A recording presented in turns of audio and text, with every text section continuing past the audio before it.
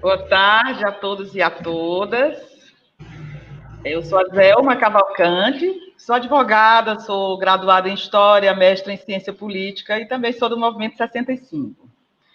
Eu estou começando hoje a abrir esse espaço de diálogo, né, com figuras da política, figuras da cultura, da comunicação, obviamente que com perfil democrático, e pessoas que têm um olhar interessante sobre o mundo e sobre Teresina.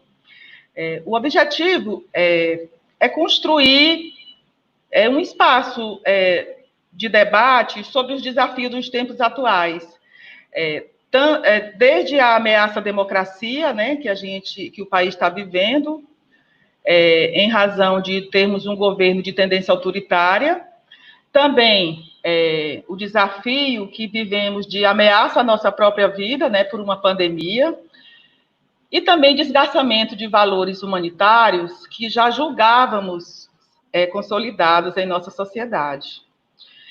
Antes de começar, eu queria pedir que todo mundo distribuísse o link da live, compartilhasse nas suas redes sociais, para que mais pessoas tenham acesso a essa nossa discussão, que hoje temos assim uma convidada super especial, que é a Samária Andrade, conhecida de todos nós, e vamos conversar sobre comunicação e democracia. A Samária Andrade, ela é jornalista, mestra e doutora em comunicação. O doutorado dela foi pela UNB.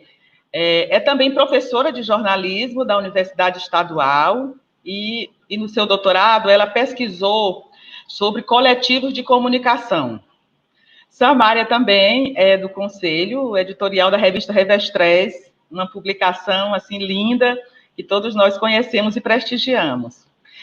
E também é autora de um livro que eu digo que já é sucesso de público e de crítica, que é chamado Jornalismo em Mutação. Né? Então, Samária, eu já agradeço assim antecipadamente assim você ter tido a generosidade, né, de aceitar o convite, porque você é uma referência, né, nessa área e certamente vai enriquecer muito essa nossa conversa, essa nossa discussão. Sejam todos bem-vindos e bem-vindas e vamos começar. Podemos, Samária? Podemos, sim. Samária, no seu livro, que é sucesso de público e de crítica, Jornalismo em Educação, você traz uma discussão muito interessante, porque você discute como é que nas últimas décadas do século XX e nessas primeiras 2 décadas do século XXI, os meios de comunicação, eles assumiram um papel ainda mais central, não só nos processos sociais, mas também nos processos econômicos e políticos, né? Além dos aspectos culturais, né? E não só no Brasil, mas no mundo. Essa influência, inclusive, da comunicação é reconhecida, inclusive, na ciência política, sabia? Em relação à capacidade que tem uma comunicação de interferir nos processos democráticos de escolha dos governantes. E que a gente aqui no Brasil, a gente acompanhou muito de perto, né, essa influência. E no seu livro, que é fruto da sua pesquisa de mestrado, você destaca ainda que esse avanço da importância dos meios de comunicação, dos sistemas de comunicação, esse avanço ele tem uma relação muito próxima com as transformações do capitalismo, e que esses sistemas e esses meios de comunicação, eles vão se adequando às formas como o capitalismo vai se desenvolvendo. Então, eu queria que você explicasse para a gente, né, como é que foi esse processo de pesquisa e como é que se deu isso que você chama de mutações do jornalismo, que eu diria assim, a comunicação, antes vista como um bem social, virou um negócio mesmo. Explica para a gente. Certo. Bom, primeiro agradecer a você, Zelma, o convite. É um prazer estar aqui, podendo conversar com você esse tempinho. A gente poder passar conversando aqui sobre esse tema que é tão rico e tá tão importante, tão latente nesse momento, né, de ser discutido, comunicação e democracia, né, e você abordou aí sobre essas interferências, influências do capitalismo, que é o que eu trago no que eu estudei na dissertação de mestrado, né, e que resultou no livro Jornalismo em Mutação. Então, o que a gente fez foi uma observação, que a gente faz nesse livro, é uma observação de transformações do capitalismo que vão repercutir de forma muito acentuada na imprensa e no modo da imprensa atuar. Né? Então, se a gente tinha essa ideia de imprensa como alguma coisa de bem social, né, isso vai sofrer uma transformação, embora sempre for, esse posto da imprensa sempre foi complicado, né, porque ela sempre foi uma empresa que dependia de capitais privados, a não ser as experiências alternativas, né, que aí é um outro ponto para se discutir. Né, mas ela sempre dependeu de capitais privados e mesmo sendo concessão pública. Né, então, ela já tinha um papel, assim, meio difícil mas era um papel que se legitima quando ela busca cumprir essa função social que ela tem, né? Quando ela abre mão dessa função social, ela passa a ser questionada também por isso, né? E dois processos que acontecem no formato de capitalismo avançado, que são muito fortes no formato capitalista, é a concentração de empresas, né? Uma empresa abarcando várias outras, e a mercantilização de todos os processos. E isso a gente vai verificar de maneira muito forte na imprensa nos últimos anos, né? Esses dois formatos influindo de maneira muito forte. Tanto a concentração, então, um meio de comunicação muito concentrado, um veículo possuindo vários outros, uma empresa possuindo vários veículos de comunicação, né? Editora Abril, quantos negócios são abraçados ali dentro da ideia de Editora Abril, né? Embora já tenha fechado várias revistas.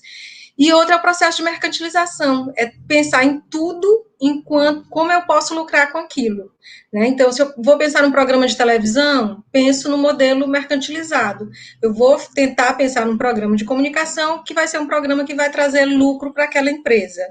Né? Então, são esses dois processos que são típicos do capitalismo avançado, eles passam a se verificar de maneira muito proeminentes na imprensa e até de um jeito que como se justificasse, né? Se der lucro, você pode concentrar, você pode mercantilizar, não, é como se não tivesse problema. E, na verdade, são coisas que precisam ser discutidas, porque são processos bastante problemáticos para uma ideia de imprensa com papel social e com papel importante que tem, né, a desempenhar.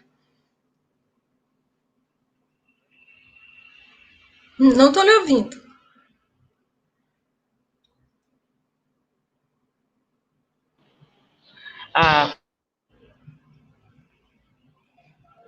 Sumiu de novo.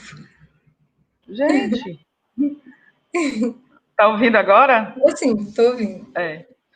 É interessante esse resgate que você traz, porque ajuda a gente a compreender como é que essa concentração da propriedade dos meios de comunicação, né? Teve uma pesquisa, eu tive acesso a uma pesquisa de duas ONGs brasileiras chamada Intervozes e Repórteres Sem Fronteiras. É uma pesquisa de 2017, né? Que ela faz a pesquisa, ela trata do monitoramento de propriedade da mídia.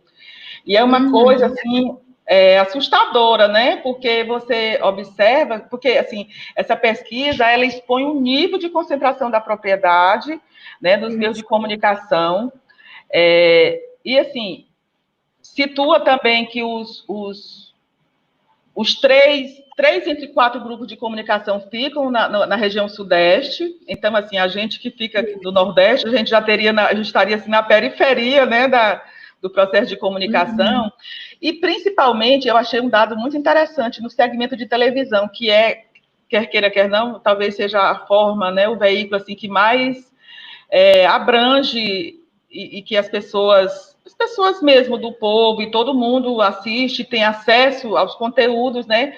Fala que mais de 70% da audiência está concentrado em 4 grandes redes, né? Isso, assim, na época da pesquisa, 2017, eu não creio que tenha mudado muito, mas a Globo, só a Globo, das 4 maiores, essas 4 que concentravam 70%, só ela tinha mais da metade, né? Então, assim, é um processo... E, assim, sem falar, né, Samara, isso que você coloca, né, da mercantilização, né? Quer dizer, o dono dos meios de comunicação, a produção de conteúdo acaba sendo voltada para aquilo que seria do seu interesse, que daria mais lucro, né? Isso. E aí, e assim, no seu livro também, você faz uma crítica à ausência de regulamentação. Eu li o seu livro todo, achei muito interessante, viu? Garota propaganda boa. Não, mas é porque está realmente muito interessante, né? E você faz uma crítica à ausência de regulamentação aqui no Brasil, né? E eu lembro que todas as vezes que a gente tentou, que a gente, enquanto sociedade, movimento social, cidadãos, assim, todas as vezes que a gente fala em algum marco regulatório, a gente é acusado de estar em tentativa de censura, né? Mesmo quando o que se pretende é uma coisa que já existe, inclusive nos Estados Unidos, né, que é tão respeitado por essa parcela, uma grande parcela que apoia o governo Bolsonaro, né? Aí você falou na sua fala anterior, numa questão que eu acho que valeria a pena a gente explorar um pouco mais, que é essa propriedade cruzada, né? Aí explica, eu não sei se eu acho que seria interessante você dar uma versão estendida sobre o que seria essa propriedade cruzada. Como é que isso interfere no controle, digamos assim, da informação que a gente fica recebendo, né? Certo. Essa pesquisa a que você se referiu é muito interessante. O título dela é até Os Donos da Mídia. Né? As pessoas podem encontrar, assim, por esse nome, podem encontrar as informações com facilidade, né, na internet, os donos da mídia. E aí eles vão estudando por países, né, e é isso que você disse. No Brasil, eles falam em relação à televisão, 4 grandes grupos, concentram uma porcentagem gigantesca de audiência, né. Esse não é de jeito nenhum um formato ideal, né? Porque um formato ideal seria alguma audiência mais fragmentada em grupos mais diferentes que teriam a tendência de trazer pensamentos diferentes e uma pluralidade maior de opiniões e ideias, né? Então seria mais rico para um debate democrático, né? Mas o nosso modelo é muito, muito democrático. E essa concentração gigantesca, ela também termina ditando modelos, porque você vê que aí o que um telejornal bem sucedido faz, vira um modelo para ser feito em todos os lugares, né? Então, é copiado pelas outras televisões menores, é copiado nas outras cidades, nos outros estados, mesmo alguns outros locais que poderiam estar criando outras coisas, mas a tendência é seguir aquele modelo que é o modelo que termina se estabelecendo como um modelo padrão, né? Então, isso prejudica também uma diversidade. Na universidade, né, até quando a gente, às vezes, passa trabalhos assim, vamos fazer um telejornal, aí vem os telejornais idênticos ao Jornal Nacional, porque é um jornal de referência, né? Aí vem uma bancada, 2 apresentadores e tudo, vem uma coisa muito parecida, porque a gente já fica até com dificuldade de pensar diferente desse modelo, né? Que se estabelece de um modo muito hegemônico, né? Que é uma discussão interessante que a gente tenta provocar na universidade, que é vamos criar outra coisa, aqui vocês não estão com problema de anunciante, vamos inventar aqui uma coisa diferente, né? Mas é como esse modelo se coloca de modo hegemônico, né? Ele termina sendo um modelo impositivo também, ainda que isso não seja dito dessa maneira, né? E essa coisa da regulação dos meios, né? Que é uma coisa até que se comenta muito, uma das críticas de quando aconteceu o golpe, né? E que se verificou uma participação muito grande de grandes meios de comunicação, aí uma das críticas era assim, mas esse partido nunca fez a regulação dos meios de comunicação, né? Teve uma discussão inicial ali no governo Lula, mas foi uma discussão que foi abandonada, ninguém discutiu mais, ninguém mexeu mais com essa regulação da imprensa, né? E teve algumas falas assim, ninguém falou mais. E é uma crítica a ser feita mesmo, né? Não foi um assunto que não se tocou mais. E eu lembro que num período próximo disso, tem o professor Valério Brito, que estuda a economia política da comunicação, ele faleceu, infelizmente, né, prematuramente. Mas num período próximo dessa questão das conferências para discutir regulamentação, ele veio em Teresina, e numa palestra perguntaram a ele, mas por que o PT, que era o Partido dos Trabalhadores, não levou à frente, enquanto esteve no poder, né, não levou à frente essa discussão da regulamentação dos meios de comunicação. E ele falou assim de uma maneira muito simples até para a gente entender, né, que é o presidente que fizer isso vai ser um presidente que não esteja interessado em se reeleger, né, porque ele vai estar comprando uma briga enorme com meios de comunicação que têm um papel nas campanhas políticas eleitorais, né. Então, o presidente que fizer isso vai ser alguém que não esteja interessado em reeleição, né. Aí dá para a gente pensar sobre essa concentração também e sobre regulação. E quando você... E a influência, né? E a influência que um grande veículo de comunicação ele exerce sobre as decisões, né? As decisões políticas, né? Exatamente, que isso amarra algumas decisões, direciona outros encaminhamentos, né? Então, é um ator importantíssimo, não é um ator neutro, né? É um ator Exatamente. importantíssimo. E quando você fala em propriedade cruzada, né? A propriedade cruzada é também alguma coisa muito presente no capitalismo avançado, que a empresa não tenta ser dona não só, né, se especializar não só no que ela produz originalmente. Então, assim, uma indústria de biscoito, ela passa a produzir também, a ter o mesmo grupo, uma indústria de suco, passa a ter outros tipos de indústrias que sejam mais ou menos parecidas com aquilo ali que ela já produz, ou até coisas totalmente diferentes, né? Ela pode ser uma indústria de suco e pode produzir pneu, né, que seria uma coisa totalmente diferente. Mas essa propriedade cruzada, que a gente chama, ela acontece assim no sentido vertical, que seriam, aliás, horizontal, que seriam vários produtos diferentes, né? E ela acontece também no sentido vertical, que seria quando ela se expande para outras áreas. Aí ela passa a dominar não só a produção de alguma coisa, mas ela quer também dominar a comercialização daquele produto, né? Trazendo isso para pensar em empresa de comunicação. A empresa de comunicação passa a ser não só proprietária de outros veículos de comunicação, né, ela é proprietária de vários. A gente pegar exemplo, a Globo, em canal fechado, ela tem vários canais fechados, né? Grande parte dos canais fechados pertencem à Globo, mas ela passa a se expandir para a produção de outros produtos que não são exatamente meios de comunicação, né, que não são produtos de comunicação. A Folha de São Paulo, por exemplo, é proprietária daquelas maquininhas de PagSeguro, né, então sim. é um produto que, a princípio, não teria nada a ver com comunicação, né? E não tem nada a ver com comunicação, né? Mas aquilo ali também vai mover algum interesse dela, né? Então, por exemplo, nas empresas locais aqui, a gente tem empresa que é dona de meio de comunicação e é dona, por exemplo, de concessionária de veículos automotivos, né? Não são veículos de comunicação, veículos automotivos. Então, é uma propriedade cruzada. Você tem um produto de comunicação e você tem um outro tipo de empresa, onde muitas vezes o meio de comunicação nem vai ser a sua principal empresa.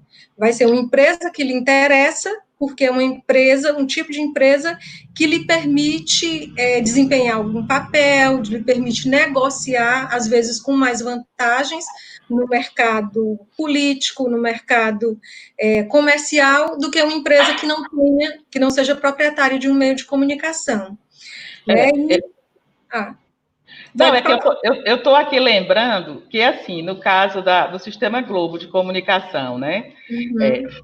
produz as novelas, aí as músicas que fazem sucesso na novela, ela tem a Som Livre, né, que grava, que produz, né, e distribui os discos. Aí ela tem, aí assim, quando uma novela faz sucesso, aí ela reproduz isso, porque ela tem uma rede de cinema, como é, de produção de filmes também, a Globo Filmes, não é? A Globo Filmes. Aí ela tem a rádio, é a Jovem Pan, que é da Globo, né? Aí ela tem a rádio, aí tem o jornal, aí tem na internet, quer dizer, aí ficam se né? Aí ficam se retroalimentando, né? Exato. Aí, assim, as novelas que fizeram sucesso, aí vão para a Rede Viva, né? Que agora está passando o clone. Reaproveita, né? Reaproveita. Aí, de modo que você, às vezes você diz assim, olha, eu, pessoalmente, Zelma, né? Eu, desde 2014, que eu não vejo, que eu rompi com a TV aberta, a Globo, entendeu? Mas é muito complicado, porque, assim, as formas, o domínio é tão grande que você acaba indiretamente consumindo aquele conteúdo que é produzido, né? E um outro exemplo que todo mundo cita, que eu acho também interessante, é da UOL, né? A UOL, né, a Folha de São Paulo, e você trouxe um dado interessante, quer dizer, a UOL tem a Folha de São Paulo, o jornal, né, escrito, está agora na internet, tem o site, e agora tem até a maquininha de PagSeguro. A maquininha. Né? E essa semana, me parece que foi essa semana que parece que o dono da TV Record andou comprando um banco, né, da Renner, uma coisa assim, está investindo agora. Quer dizer, realmente é um nível de concentração que certamente não interessa. De cruzamento, né? De cruzamento. Assim, termina cercando, digamos assim, cercando você de tal forma que até o pensamento, como você diz assim, até pensar fora desses parâmetros fica complicado, não é? Uma coisa assim impressionante. É uma verdadeira dominação, né? É impressionante, né? Samara, e assim, uma questão assim que se discute muito é essa nova, digamos assim, essa mudança que houve no padrão, do que seria o padrão, pelo menos no entendimento da maioria das pessoas. A gente sempre foi levado a entender o processo de comunicação como um emissor produzindo uma mensagem para um receptor, né? Então, assim, havia nós, por exemplo, nós que não somos da comunicação, eu que não sou jornalista, né? Como cidadã, eu seria receptora, né? Basicamente, durante muitos anos a gente era assim mesmo e a gente assim era considerado natural, né? A questão da naturalização dos processos, né? E aí, quando surgem as mídias digitais, houve uma certa euforia no sentido de dizer que, ufa, finalmente a comunicação, o processo de comunicação está sendo democratizado, né? Porque cada pessoa, você poderia, com um celular, você poderia produzir a sua própria mensagem, entendeu? Como é que você como é que você avalia essa questão, né? De fato, a gente tem visto que não é bem assim, né? Como é que você, como uma jornalista, jornalista e professora de jornalismo, estudiosa e pesquisadora, como é que você avalia essa relação das mídias digitais? Elas cumpriram o que prometeram, né? Que era democratizar as comunicações?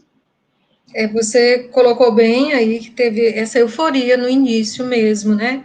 E não só das pessoas que estavam produzindo e vendo que conseguiam se colocar em espaços onde você não conseguia se colocar antes, né?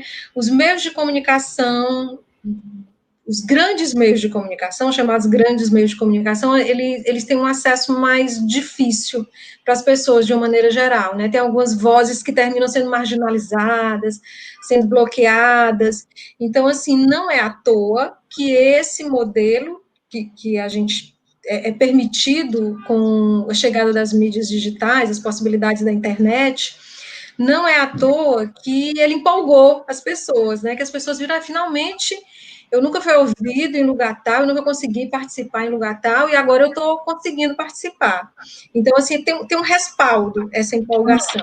Não é à toa, né? E, inclusive, muitos teóricos foram bastante empolgados, né? Manuel Castells fez muitos textos falando, pregando em nome de uma democratização da comunicação, de finalmente, como você disse, ter chegado o momento da democratização. Né? Só que a gente está inserido no modelo capitalista, e esses modelos, eles exigem muito investimento, e precisa ter muito investimento para você manter uma plataforma dessas, para você ter algum desses espaços onde a gente vai tentar encontrar espaço, né? A gente está transmitindo aqui no YouTube, no Facebook. Exige muito investimento dessas organizações para a gente estar aqui falando de graça, né, usando esse espaço deles. Então, assim, eles também se organizam, abrem muito espaço, a princípio para a gente vai lá todo empolgado, e só que eles também são espaços que pertencem ao capitalismo. Embora eles sejam muito mais democráticos a princípio de que outros espaços que a gente estava acostumado a lidar, eles também são apropriados pelo capital. Então, eles também têm interesses que vão estar ali, e hoje são muito claros, assim, muito mais claros do que no início, né? Que tipo de serviço eles oferecem, além de só estar transmitindo aqui nossa conversa lindamente, né? Sim. Além de estar transmitindo aqui nossa conversa, tem outro monte de coisa. Eles estão atrás de dados, esses dados para serem vendidos, comercializados, eles estão atrás, então o que aumenta muito é uma fiscalização sobre tudo que a gente faz, né? A gente é muito mais vigiado. Hoje, os outros meios também não conseguiam vigiar a gente desse jeito, né? Então, hoje a gente é muito vigiado e os nossos dados estão todos soltos por aí, eles estão coletando nossos dados. E com isso tem feito, já é muito claro, usos que são usos manipulativos desses dados, né? Que tem interferido em eleições, tem interferido em decisões políticas, geopolíticas importantes no mundo inteiro, né? Não é só no Brasil, né? No mundo inteiro. Então, assim, esse momento só da empolgação, a gente já olha hoje com, fazemos uso, né, mas já olha hoje com bastante crítica.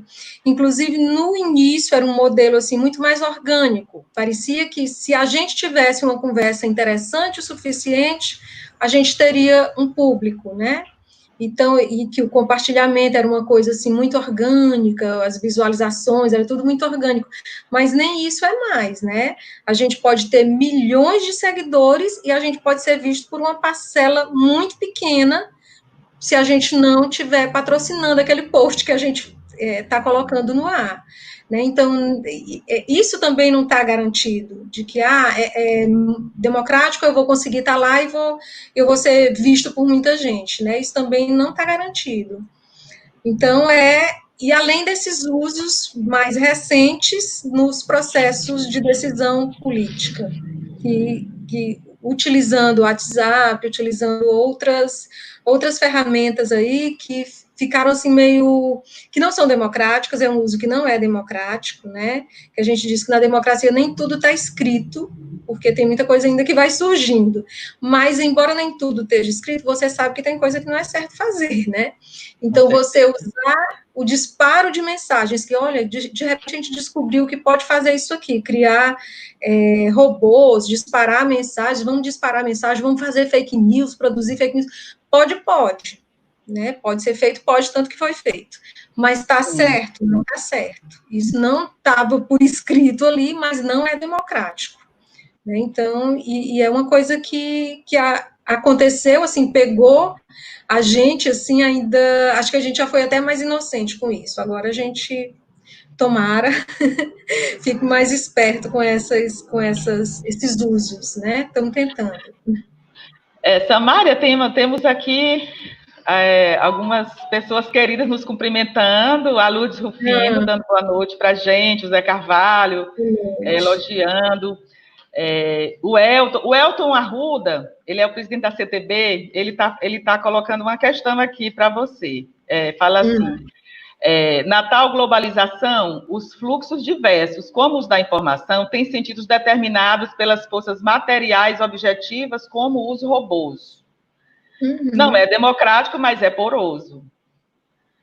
De fato, Samária, é interessante isso que você levantou, porque, assim, nos meios, digamos assim, esses meios mais tradicionais, havia um certo consenso mínimo, assim, do ponto de vista ético, né? Por exemplo, um que vigora sobre divulgação de suicídios, por exemplo, que é questionado, mas assim, é questionável até, mas enfim, existia um certo, digamos assim, um certo limite que, como você diz, não era uma coisa escrita, mas que havia esse consenso de que não, isso a gente só vai até aqui na concorrência, né? E nesse mundo digital virou um vale tudo. As pessoas, você bem lembrou, é impressionante como não há limite realmente, né? As pessoas mentem, vide mamadeira de piroca, né? Quer dizer, mente descaradamente, e assim, e fica por isso mesmo, né? E aí, uma questão que outro dia, Samara, eu queria que você comentasse, assim, eu achei muito interessante, uma professora, uma colega sua, né? Ainda não doutora, mas doutoranda, e ela dizendo o seguinte, que de repente há uma ressignificação até de termos, assim, conceitos mesmo, assim, que a gente já era consenso. Por exemplo, se eu pedisse para você, ou alguém me pedisse uma opinião sobre determinado tema, isso significava que as pessoas estavam querendo, a partir do meu conhecimento, dos meus estudos, entendeu? Quer dizer, a opinião da Samária era uma opinião balizada, né, nas suas pesquisas, né? E, de repente, agora, essa palavra, esse termo, opinião, virou o quê?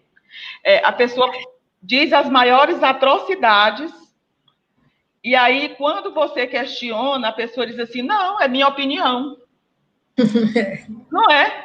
Quer dizer, até conceitos assim que você já tinha, sei lá, consensuado do ponto de vista civilizacional, né? Hoje está realmente é um vale tudo. Você coloca de forma muito apropriada. Realmente, assim, não é nada democrático.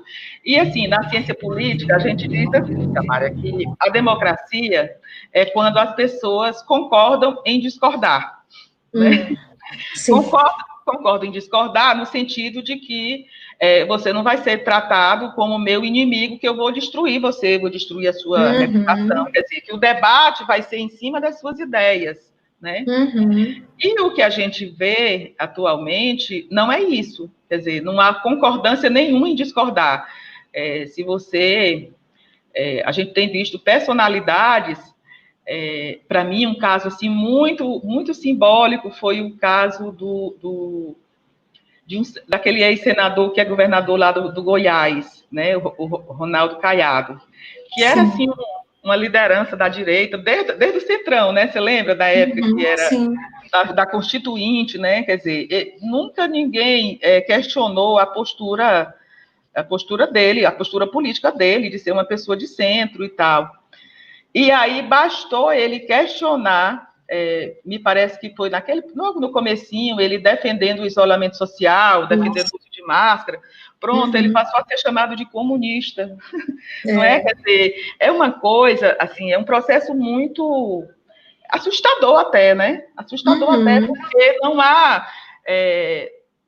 há mais consenso praticamente sobre nada, não há consenso. Esses marcos civilizacionais que a gente tanto lutou, né, para conquistar, para impor, e parece que estamos todos indo, né, ladeira abaixo, né? Ladeira abaixo.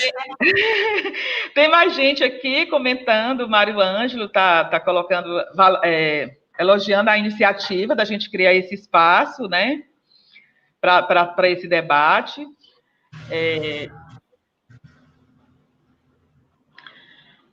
Tem o Alberto Magno, o Franklin está dando parabéns também, o Mauro está mandando um abraço para a gente. A Marleide, querida, um abraço para você, está parabenizando a gente. Samara, olha, nós, assim, nossos amigos estão aqui. Eles não falharam com a gente. Não falharam. Mas também tem a Carla Ramos, né, que a gente conhece, dizendo que acabou o jornalismo há muitos anos, porque agora são todos comunistas, militantes de esquerda, entendeu? Eita, Carla Ramos. Yerlon, Angelita, amigas nossas, a Tatiana, que é militante feminista, Lidiane César, olha, muita gente, né? O professor, né, um amigo assim de longa data lá do Parque Piauí, também está nos assistindo. Então, assim, eu acho que a nossa live, a nossa conversa está... a Terezinha Aguiar, TT Aguiar, todo mundo conhece, né? Socorro Félix, a nossa campeã de corrida, ela é maratonista, é muito legal. E Samara, e voltando um pouco a esse tema, a questão do WhatsApp que você levantou, né? Para mim, o WhatsApp talvez assim o meio, a plataforma onde mais assim cruamente e cruelmente a gente verifica e fala tudo, né? Porque o WhatsApp, quando ele foi criado como um instrumento de comunicação interpessoal, né? E até cumpre esse papel um pouco, né? Assim, no sentido de que você, agora nessa pandemia, todo mundo isolado, então é uma forma da gente se falar com a família, né? Que às vezes estamos morando na mesma cidade ou não. Mas, assim, o fato é que o WhatsApp, ele virou mais que esse instrumento de comunicação interpessoal, ele virou um disseminador de informações. Quer dizer, se dispara se cria um monte de perfis, né, de WhatsApp para se disseminar informações. É verdade que o WhatsApp, ele tem, eu acho que está um negócio assim tão escancarado que ele tem tomado algumas medidas, né, para ver se coíbe um pouco. Mas está difícil controlar, não é isso? Como é que você avalia você acha que é possível que chegue um ponto em que o WhatsApp, de fato, ele cumpra esse papel de ser apenas esse instrumento de comunicação interpessoal? Ou você acha que já atravessou o Rubicão, ou seja, já não dá mais para controlar?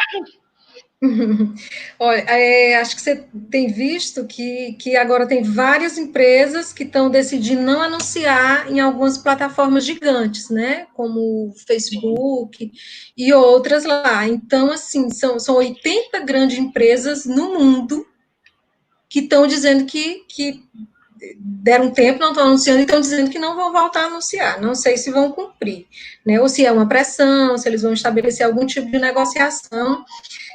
Mas isso dá um susto neles, porque eles estavam usando a bel prazer, né? E eles têm interesse também, eles têm vários públicos com quem eles têm interesse em negociar, né? Então, pode ser que esse anúncio aí de não vou mais anunciar nessas plataformas faça rever alguns comportamentos, né? Vamos acompanhar para ver o que dá. Agora, assim, todos esses processos hegemônicos, né, eles se tornam hegemônicos porque eles não são só ruins, né? Eles têm... que era o Gramsci que falava que era como se fosse o centauro lá, metade monstro, metade homem. Né? Então, tem o lado ruim, né?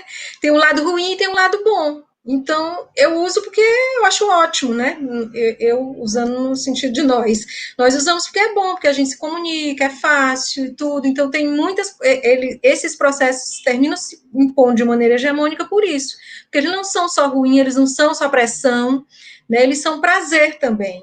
Aí eles terminam se estabelecendo de modo muito forte. Eu acho bom, para a gente pensar nisso, pensando sobre a explosão das mídias alternativas e das redes sociais, né, ele que deu uma balançada nessa estrutura dos chamados grandes meios de comunicação e permitiu algumas coisas, né? Então, quando a gente tem poucos canais de comunicação, os poucos canais, eles favorecem mais os personagens que já são conhecidos, né? Sim.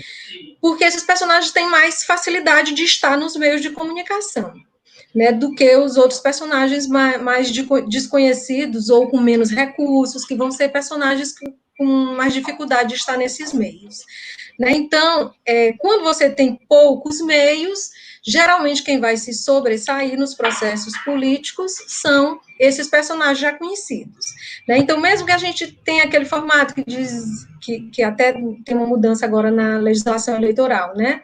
Mas aquilo de dizer, não, perto da eleição, a gente dá X minutos, todo mundo vai ter espaço na televisão, né? Mas o que é 1 minuto para a Zelma, que não deve ser nem isso, né?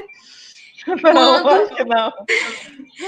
Quando os personagens, que são os personagens que estão ocupando cargos públicos, todo dia praticamente estão nos meios de comunicação.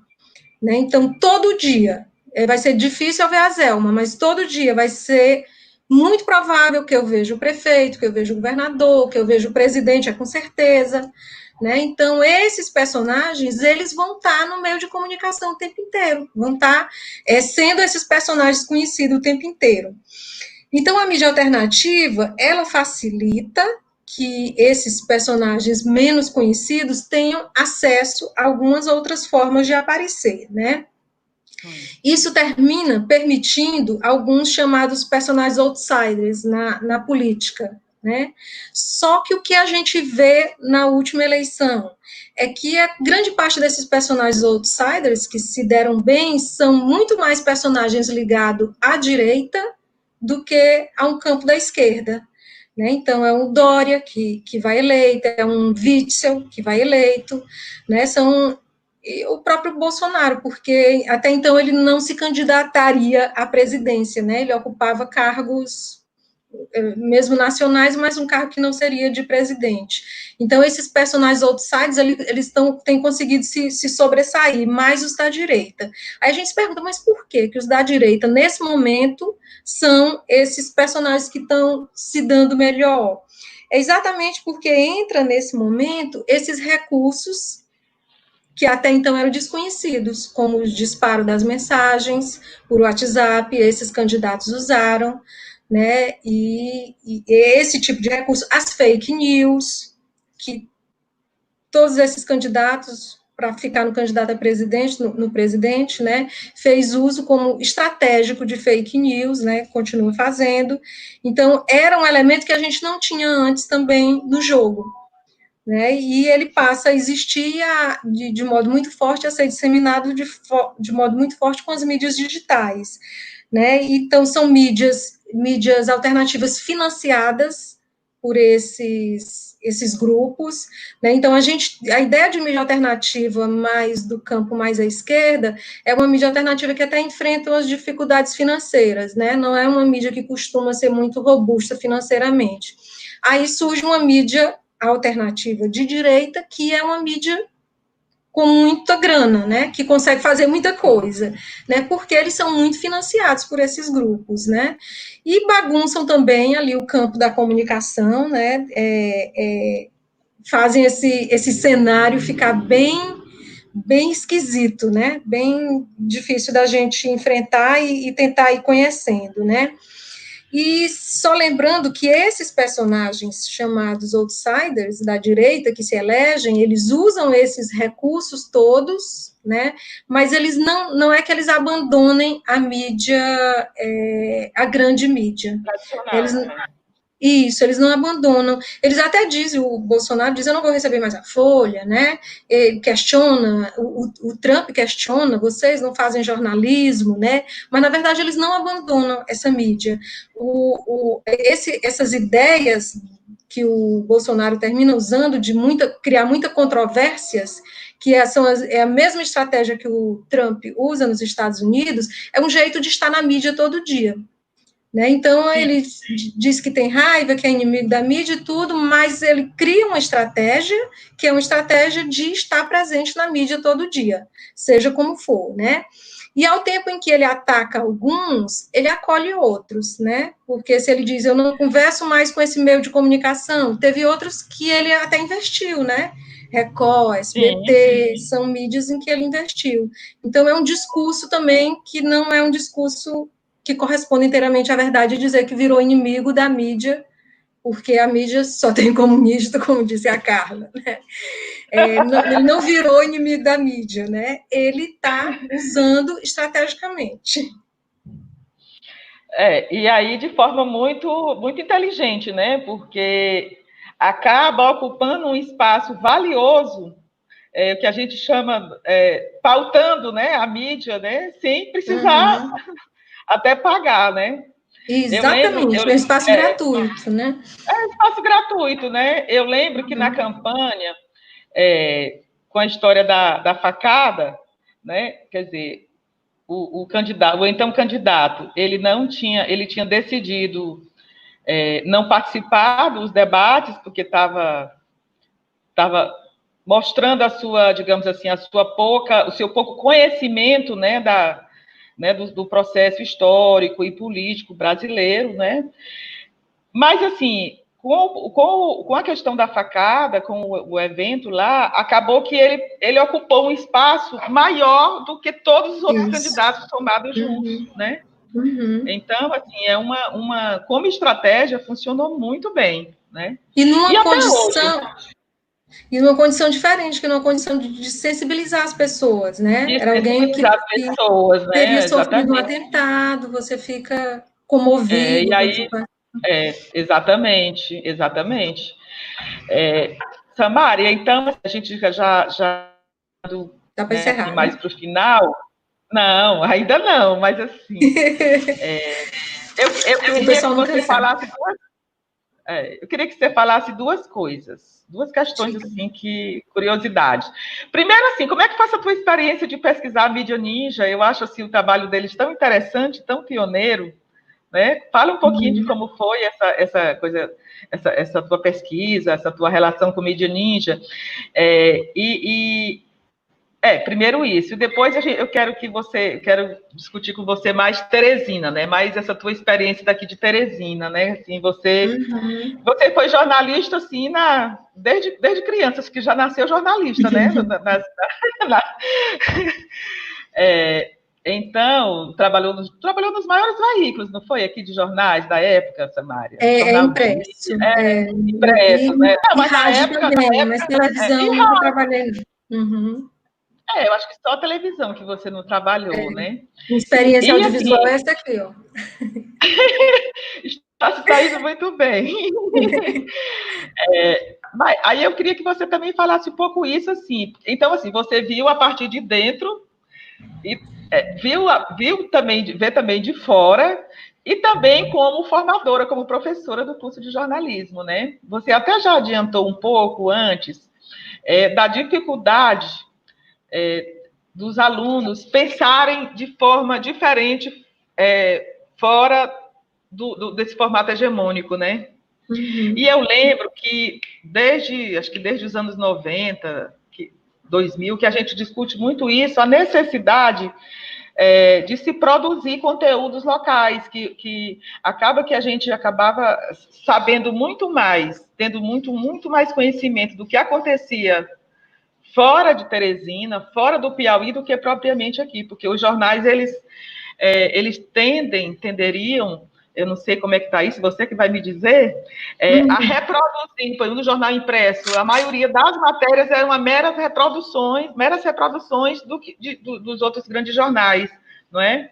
Então, assim, eu acredito que você tenha feito um esforço grande por isso, e eu queria que você falasse isso. Primeiro, sobre essa tua experiência com a mídia ninja, que é uma experiência inovadora, interessante, e como é que isso, e como é que essa tua experiência aqui a nível de UESP, com seus colegas, como é que esse debate ele está instaurado, ele continua, porque eu lembro que ele foi muito forte há um tempo atrás, eu não sei como é, ainda continua esse debate ele ainda está aceso nos cursos de comunicação, curso de jornalismo. Fala para a gente aí como é que está, dá esse panorama. Certo. Bom, começar falando da mídia ninja. Foi na minha tese de doutorado, né, que eu estudei, eles foram objeto de estudo para eu estudar os coletivos sob 2 aspectos que eu estudei. Estudei sob o aspecto da sociologia das emoções, né, com base teórica na sociologia das emoções, querendo compreender como a emoção circula entre essas pessoas que estão constituindo os coletivos de comunicação, né, emoções que podem ser positivas ou negativas, como é que essas emoções circulam e como elas se apresentam no agir desses grupos, na ação e no resultado que esses grupos têm entregado, né. E outra base teórica é em cima dos movimentos sociais ou novos movimentos sociais, tentando compreendê-los também a partir desse olhar sobre os novos movimentos sociais. E para chegar à mídia ninja, né, eles têm fama de serem muito fechados, né? Eles publicam demais, estão toda hora publicando muito, você vê muita coisa, mas constitui um grupo. Constitui um grupo para você se aproximar um tanto fechado, né? E eu acho até que, assim, eles tiveram aquele boom em 2013, né? Junto com as manifestações de junho de 2013, eles estouraram ali, viraram meio um modelo, uma referência dentro desse modelo de como produzir conteúdo e as transmissões ao vivo, e um conteúdo que não era o do meio de comunicação convencional e que, de repente, até estava pautando o meio de comunicação convencional. Então, eles se tornaram muito referência nesse modelo. Foram matérias em veículos internacionais, deram entrevistas, foram matéria também, fonte em jornais locais, né?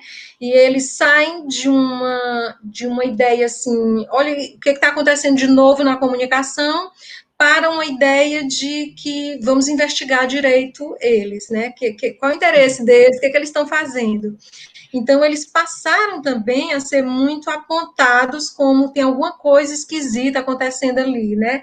Principalmente querendo investigar, tem políticos por trás, que formas de financiamento, quem é que está financiando, né? E alguns personagens, os personagens mais de frente, até o Pablo Capilé, terminou sendo muito atacado, né? Ele se retraiu um pouco desse protagonismo que estava tomando no primeiro momento, né?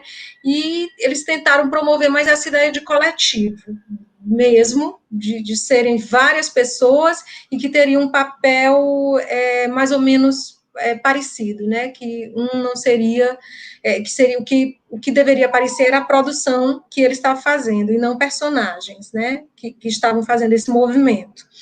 Então, eles dão uma retraída que é até justificável, mas aí ficaram mesmo um grupo, tendeu a ser um grupo mais fechado. E quando eu tentei me aproximar, senti um pouco fechado, e eu conto que tem 2 coisas interessantes, que eu acho que terminaram abrindo, que ele se abrisse um pouco para que eu pudesse me aproximar e pudesse pesquisar, que você só consegue pesquisar se você se aproxima um pouco, né? Eu fui em muitos movimentos, eu estava em Brasília desde 2016, que foi realmente o ano do golpe, finalização do golpe de 2016, né? Então, eu fui em muitos movimentos que estavam acontecendo em Brasília e terminei vendo eles trabalhando, vendo eles agindo e tentando ali me aproximar de alguma forma. E outro ponto foi quando eu consegui dizer para eles que eu era do Piauí. Aí eu acho que houve uma sintonia, assim, é fora do eixo. Aí a pessoa é do Piauí. O Piauí fazendo doutorado na UNB, entendeu? Querendo discutir com a gente. E é da Universidade Estadual, é do Piauí, aí acredito que me identificaram como alguém fora do eixo, porque a maioria deles não é das cidades maiores. Embora depois eles tenham ido para as cidades maiores, a maioria veio das cidades menores. E como eles dizem, mesmo quando é uma capital interiorana, né? Como Goiânia. não é assim, Sim. não é dos grandes centros, mesmo que depois eles tenham se deslocado para os centros maiores, né?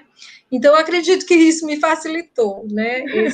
Esse Que contato. bom, né? Que bom. Então, resultou nessa tese, que eu dei o título Comovidos, que é comover, de mover junto, né? Aí, estudando essas relações que vão terminar tentando compreender esse movimento desses coletivos de comunicação, em especial da mídia ninja, né? E que vai virar livro também, né? No futuro próximo. Quem sabe, né? E a outra pergunta sua é sobre os meios locais, né? Sim. Na mídia. Pode Tamária, falar. tem uma questão aqui que pode até, tu já pode englobar na tua resposta, que é o seguinte, da Marleide, ela fala assim, e os profissionais da comunicação e a sua ética forjada na academia diante desta realidade capitalista e antidemocrática? Aí eu acho que você já, né, já... E assim, eu quero aproveitar também a Henriqueta, nossa amiga querida, entendeu? Tá elogiando a abordagem que a gente está dando aqui, né? O Elbert Maciel está também elogiando.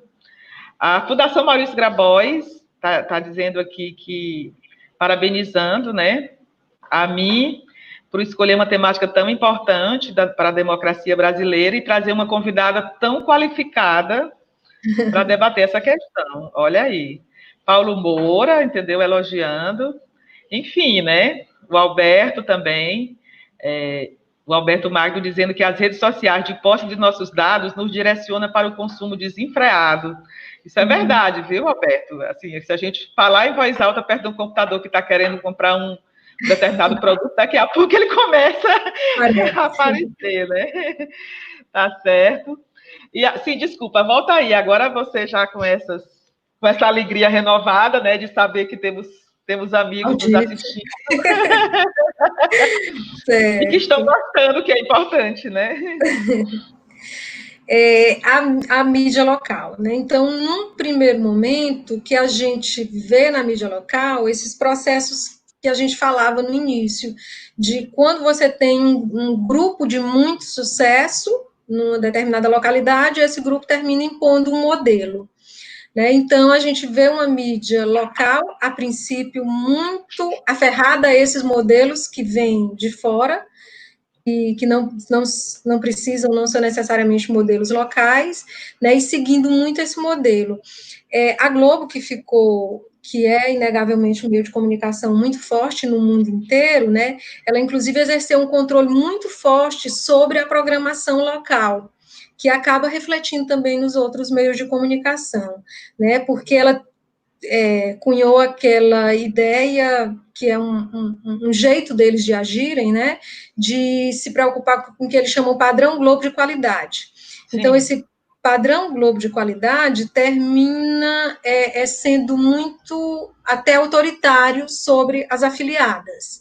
Né? As afiliadas podem ir até um determinado ponto. Agora até eles abrem mais, já tem outros programas, embora na Globo continue muito limitada até onde as pessoas que estão lá podem usar, mas hoje já tem outros mais programas, né? Mas, a princípio, essa coisa do padrão Globo de qualidade, ao tempo em que é importante, porque realmente conseguiu estabelecer uma programação de qualidade técnica naquele meio de comunicação, né? Por outro lado, ela limitou um tanto as possibilidades de como é que eu vou inventar aqui, né? Porque os jornalistas tinham que falar parecido com os jornalistas do modelo central, tinham que vestir parecido, tinha toda uma... Depois eles vão abrindo mais isso, né? Então, a princípio, nem sotaque você deveria ter, não era legal ter. Depois isso é quebrado mais. O Francisco José é um exemplo, né? Que foi um dos primeiros a falar mesmo com sotaque e teve uma projeção nacional. Né? E outros programas. Aqui no canal daqui a gente vê que eles começam a fazer outros programas e testar outros programas que não só o modelo da grade que ali tem que ser desse modelo, né?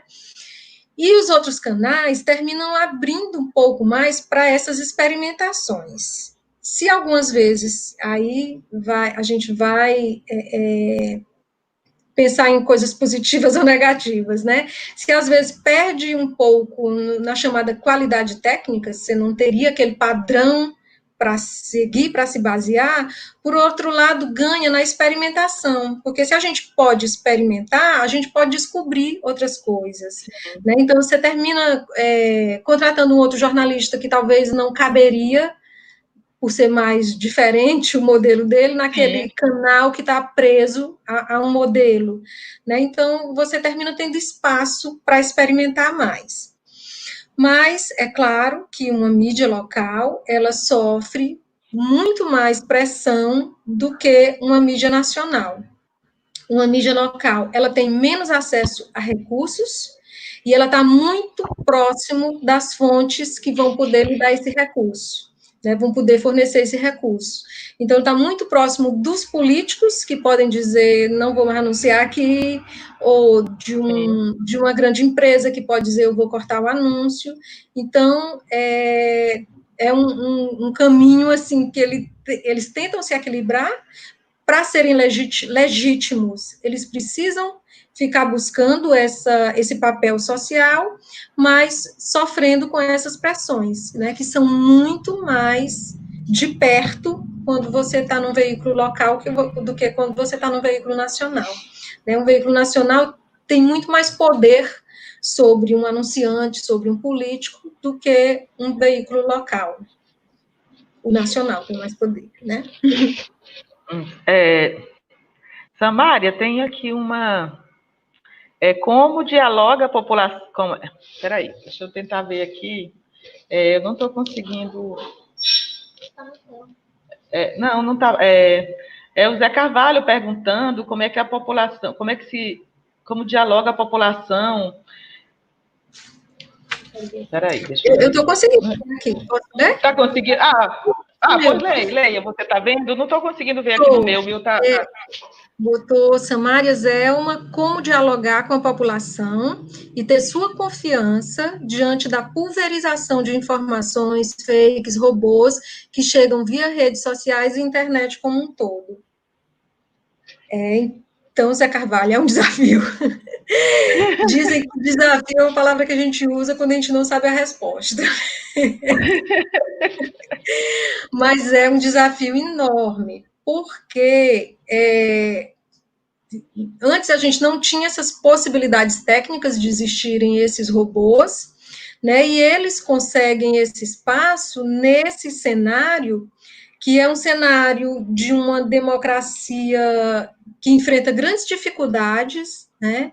E dentro dessas dificuldades tem uma desconfiança muito grande das pessoas em relação à representatividade de algumas instituições, né? Então, não se confia mais em várias instituições, você desconfia da igreja, né?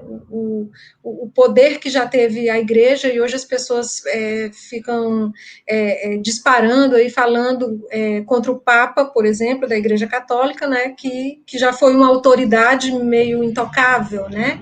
E hoje as pessoas desconfiam, então você tem desconfiança em tudo, né? Das igrejas, das escolas, das universidades, das instituições da justiça, né? E da imprensa também. Então, a imprensa entra nesse bolo também de ser alguém que merece a desconfiança. Né? Eu acho que esses dois campos, justiça e imprensa, têm um papel muito importante para a gente tentar retomar um pouco esse debate em termos mais democráticos. Eu acho que os dois ajudaram muito a gente estar no modelo que a gente está hoje, né? O STF participou ativamente do processo de golpe, né? Foi lá para dentro do Congresso, legitimou o processo para nem ganhar esse nome de golpe, né?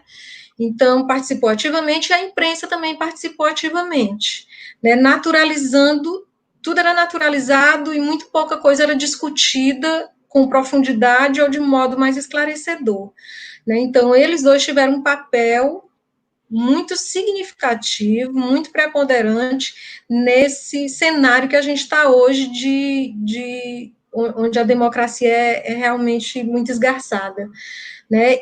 E eu acho que eles têm que ter um papel de tentar ajudar a gente a retomar esse modelo mais democrático, né? Porque, inclusive, eles são dos primeiros que começam a ser atacados.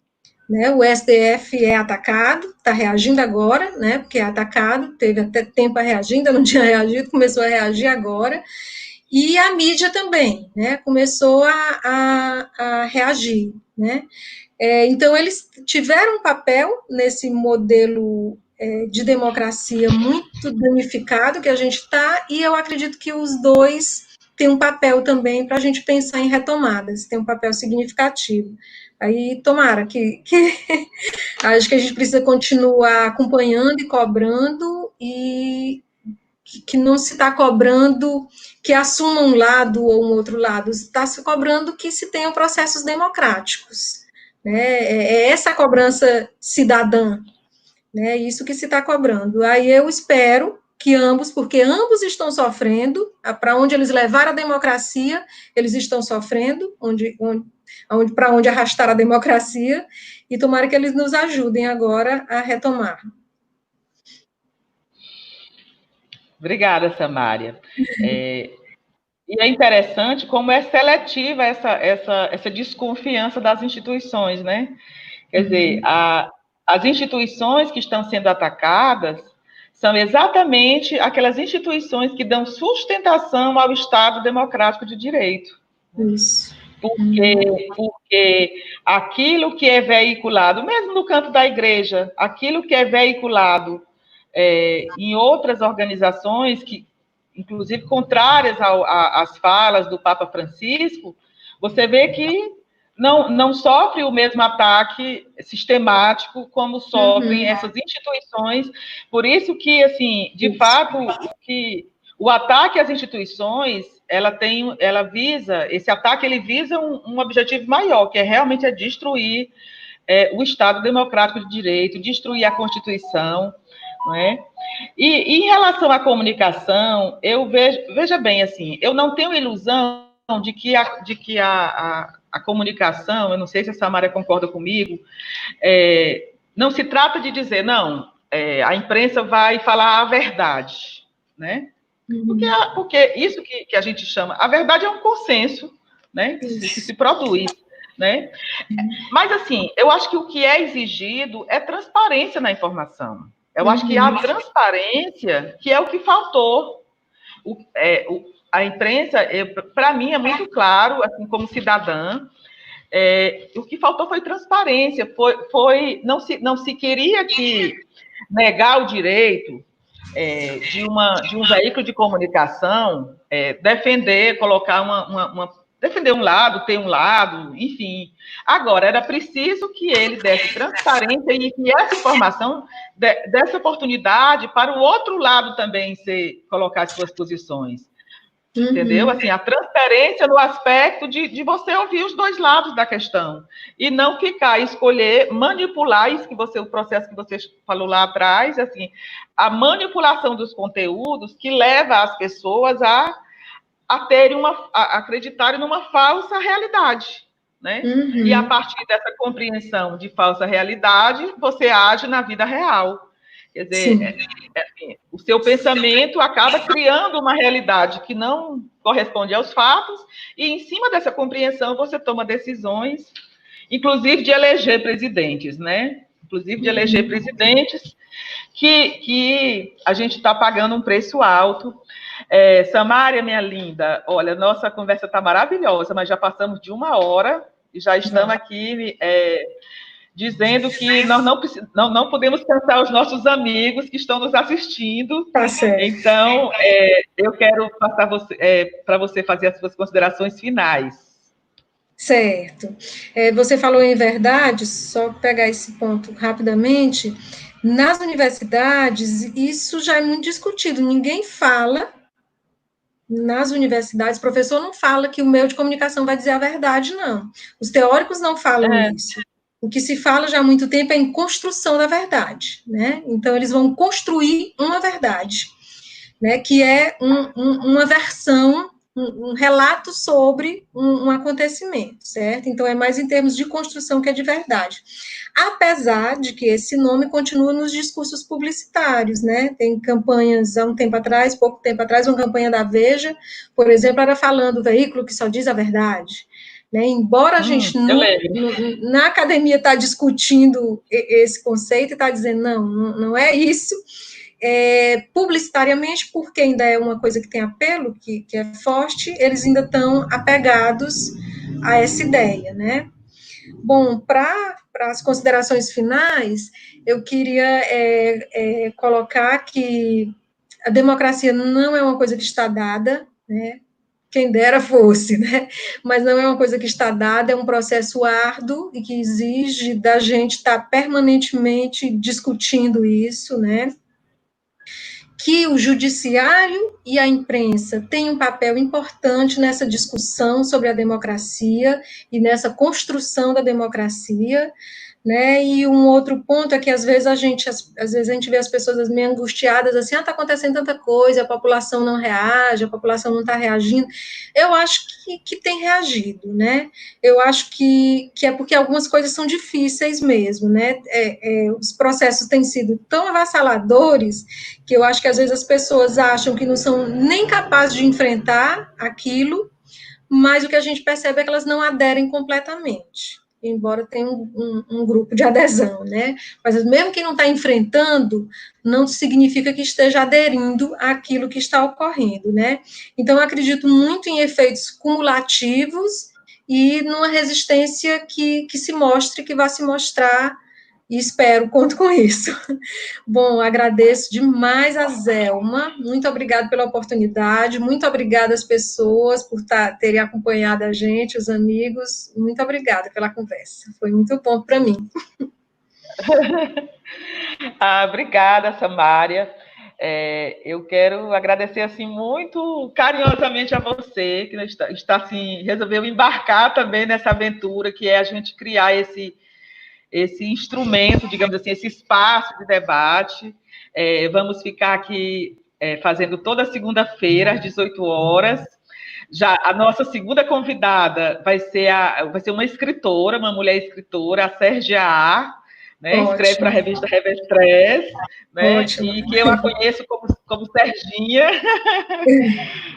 E a Serginha, aquela que quase foi uma engenheira civil e cidadã, porque ela chegou a estudar engenharia civil metade do curso, depois largou e foi cuidar da literatura e de letras, que é o que ela gostava de fazer. Então, Samária, como palavras finais, assim, agradecendo, eu quero dizer que eu acredito muito, eu tenho muita esperança, eu acho que apesar de tudo, a resistência, ela é necessária, e a resistência, ela só se faz se a gente tem esperança de que a gente pode mudar esse jogo, né? Uhum. Eu acho que há um processo de construção forte, de pessoas que até um tempo atrás mal se comunicavam, mas assim, que agora, ao ver a democracia num risco tão grande, estão conseguindo começar a dialogar. Eu acho que isso é importante. A gente precisa ter um lado, né? E eu acho que o lado dos que defendem a democracia, ele precisa ser forte, porque a gente tem um enfrentamento muito grande, mas eu tô com esperança, e eu espero que esse espaço aqui, a gente possa dar voz a pessoas como você, que também acreditam, que a democracia ainda, com todos os problemas que possa derivar, né, mas ainda é a melhor forma da gente se relacionar enquanto corpo social. Então, obrigada, gente. Até segunda-feira, até a próxima segunda-feira. Um beijo, Samara. Beijo, tá bom? Beijo, beijo do André, que eu sei que está por aí, por perto. Está por aqui. Está assistindo. Beijo, Samária. Beijo, obrigada.